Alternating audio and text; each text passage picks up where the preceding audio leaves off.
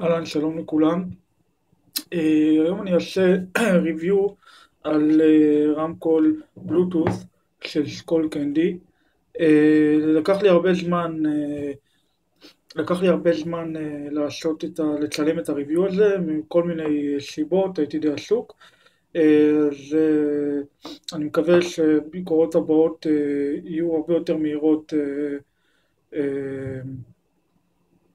אה, אז נתחיל. ה- הרמקול הזה עלה לי 150 ש"ח. אה, אני חושב שבסך הכל מדובר, בשביל רמת המחיר שלו, מדובר ברמקול שמספק את הסחורה. אין ספק שיש לו יותר יתרונות מחסרונות. אז אני יכול להגיד, יתרון ראשון, הוא מאוד עמיד. אתם רואים שאפשר לראות שהחומר שהוא עשוי ממנו הוא די, חומר נראה, מרגיש כחומר מאוד מאוד ככה עמיד, ואם הוא נופל על הרצפה אז הוא בוודאות לא יישבר. אה, אה, אני חושב שזה סיליקון, למרות שאני באמת לא בטוח, זה איזשהו חומר רך כלשהו שדי בולם את הזעזוע מהנפילה. אה, הרמקול הזה הוא נגד התזות של מים, זאת אומרת אי אפשר לשים אותו תחת מים, אבל הוא כן יכול לשבור התזות. אה, עוד יתרונות שיש לו, קל מאוד לבצע פארינג, כלומר לבצע חיבור למכשירים אחרים, זה לא מסובך.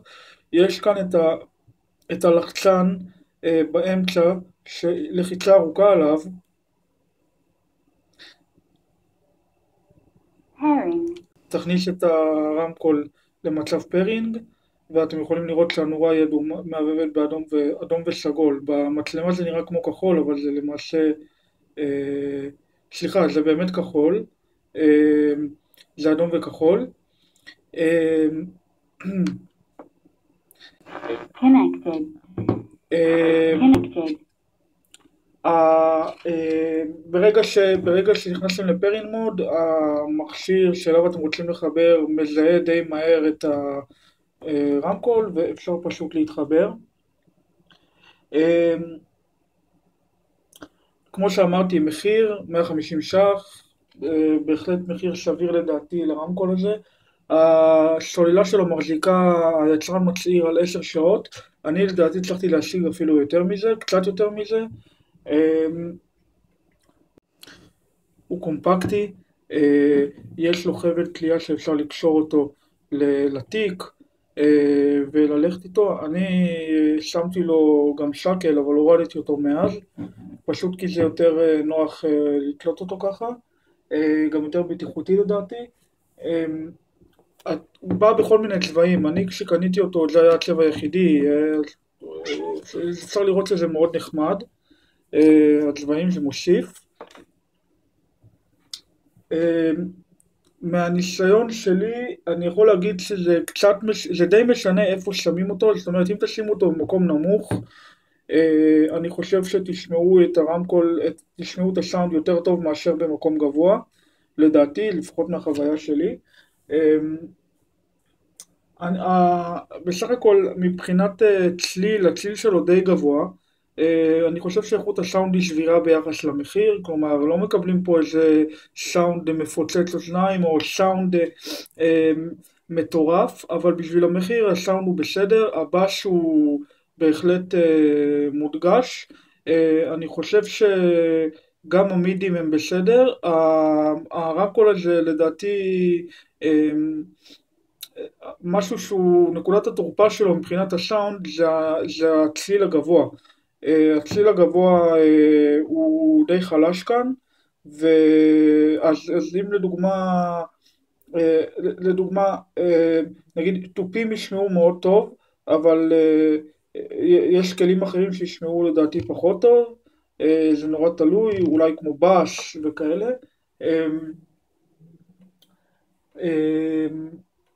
וזה כמובן נחשב כחיסרון מבחינתי, ולדעתי לא בטוח שמבחינת כל אחד, זה נורא תלוי בטעם האישי שלכם. אני אישית די אוהב בש, לא הרבה, אבל אני אוהב בש, וזה מה שבאמת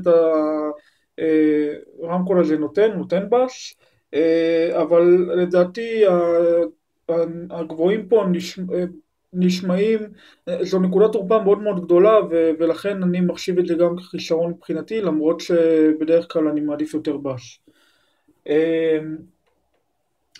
חיסרון נוסף, ולמעשה אחרון, כי באמת לא מצאתי הרבה חסרונות במכשיר הזה, זה שברגע שהסוללה נמוכה אז הוא מתריע כל חצי דקה בערך על סוללה נמוכה, וזה די מעצבן, כי לפעמים יש אפילו עוד רבע שעה ברמקול, יש לו סוללה לעוד רבע שעה, אבל הוא יתריע כל חצי דקה, וזה בעצם לא מאפשר לכם ליהנות מהרבע שעה האחרונה שבה הוא יכול להיות פעיל. מבחינת לחצנים להדליק, יש לנו, מבחינת לחצנים, יש לחצנים וחיבורים, יש לנו כאן חיבור ל3.5 מילימטר, חיבור אוזניות סטנדרטי, כאן זה לחצן ההדלקה, קשה לראות אותו, פשוט הרמקול הזה מגיע עם כיסוי לאזור הזה, ואני פשוט בטעות הרסתי אותו, קראתי אותו, ולכן אני לא יכול להשתמש בו יותר. אז לחצן ההדלקה, לי קשה יחסית להדליק את הרמקול בגלל שאין פידבק, אבל מי שקונה את הרמקול הזה אין לכם מה לדאוג, יש פה קישוי שייתן לכם פידבק כשתלחצו, תוכלו ללחוץ בקלות וזה לא באמת יהיה קשה כמו שזה מופיע אצלי.